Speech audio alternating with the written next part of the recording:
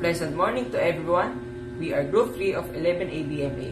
Today we will be discussing about models of communication. Sit back and please enjoy the presentation we prepared for you. After these lessons, you are expected to know the difference of each models and learn about how communication works on every models. Definition: Model of communication are conceptual model used to explain the human communication process. Later, Wilbur Frank introduced a model from identify multiple variables in communication, which include the transmitter, encoding, media, decoding, and receiver.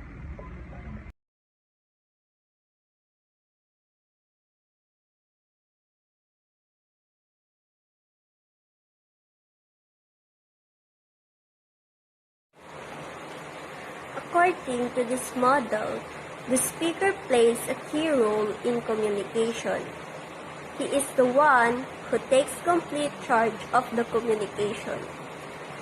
The sender first prepares a content, which he does by carefully putting his thoughts in words with an objective of influencing the listeners or the recipients, who will then respond in the sender's desired way. The model says that the speaker communicates in such a way that the listeners get influenced and respond accordingly. The Aristotle model of communication is widely accepted. It is the most common model of communication in public speaking, seminars, lectures, where the sender or speaker makes his point clear by designing an impressive content, passing on the message or information to the listeners, and the listeners simply respond and act accordingly. Here's a brief situation that perfectly explains the Aristotle model. In a student government meeting, the avance, the prospective leader delivers speech to the audience, urging for more votes from the students. He tries to convince the crowd in the best possible way he can so that he would win.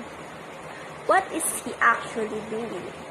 He is delivering his speech in a manner that the listener will get convinced and cast their votes only in his favor, or in other words, respond in the same manner the speaker wanted to. Here, the leader or the speaker or the sender is the center of attraction, and the crowd simply is the passive listeners.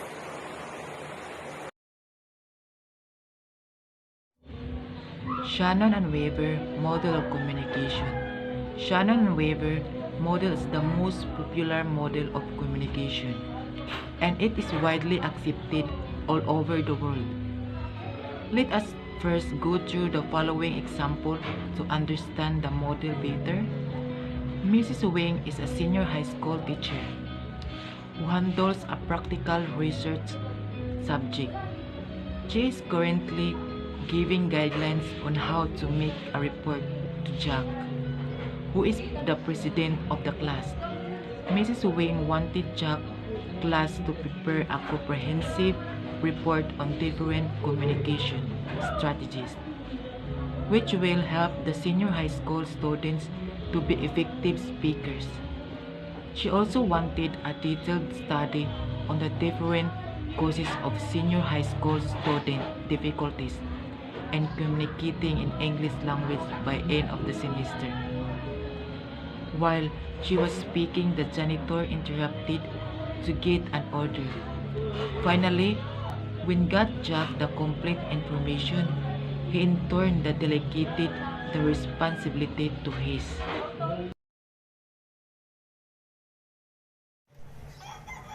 Berlow's model of communication. While the Aristotle model of communication puts the speaker in the central position and communication takes into account the emotional aspect of the message. Berlow's model of communication operates on the SMSR model. S is source, M is message, C is channel, R is receiver. Source. The source is other word also called the sender. In the one from whom the thought originates, he is the one who transfers the information to the receiver, also carefully putting his thoughts into words.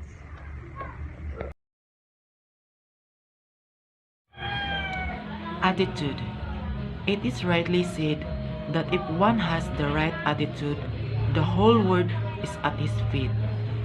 There is actually no stopping for the person if he has the right attitude.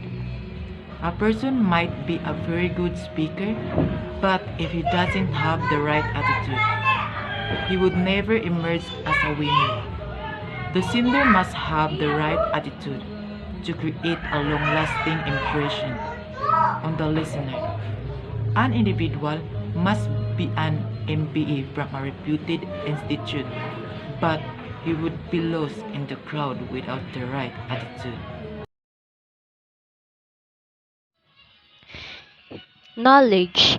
Here, knowledge is not related to the educational qualification of the speaker or the number of degrees he has in his portfolio. Knowledge is actually the clarity of the information which the speaker wants to convey to the second party.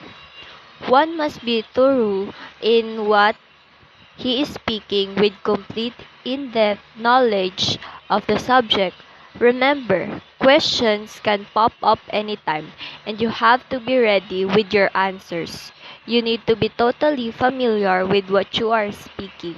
Before delivering any speech, read as much you can and prepare the subject completely without ignoring even the smallest details.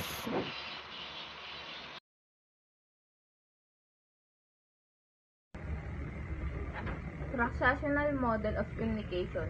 In transactional model, sender and receiver both are known as communicators and both play equal important role in communication. Transactional model relates communication with social reality, cultural upbringing, and regional context. Non-verbal feedback like gestural body language is also considered as feedback in this model. One of models that follow constructional model of communication is dance vehicles. Helical model of communication. Another very important model of communication is the helical model of communication. The Dance's helical model of communication was processed by Frank Dance in 1967 to throw some more light on communication process. Dance the communication process similar to helix. Interactive model of communication. Interactive model or converged model is similar to transactional model as they are both two-way communication model. But interactive model is mostly used for new media like internet. Here, people can respond to any mass communications like videos, news, etc. People can change their views and ideas. A.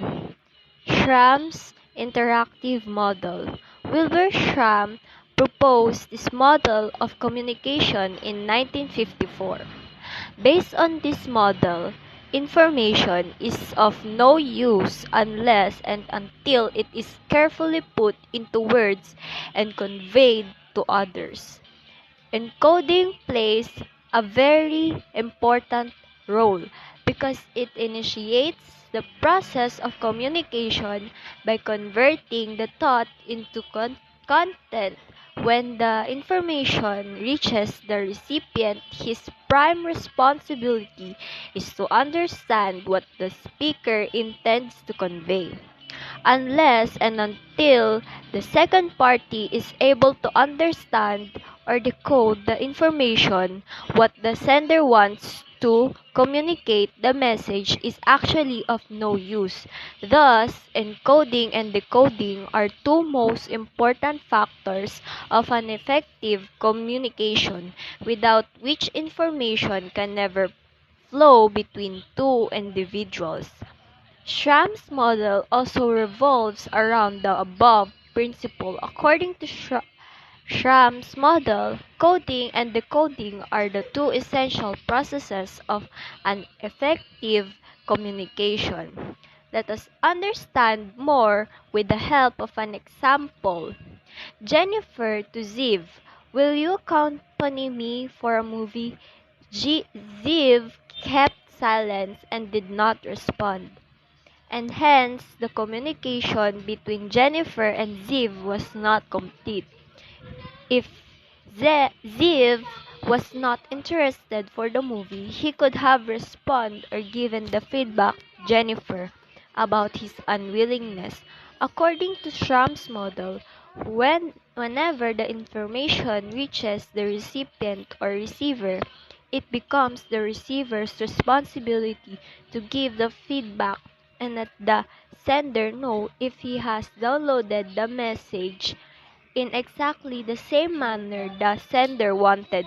If he is not clear with anything or has any doubts, it must be cleared with the sender. Thus, when the speaker conveys any message to the listener decodes the message and once again passes the message to the speaker after understanding it and completing the full circle.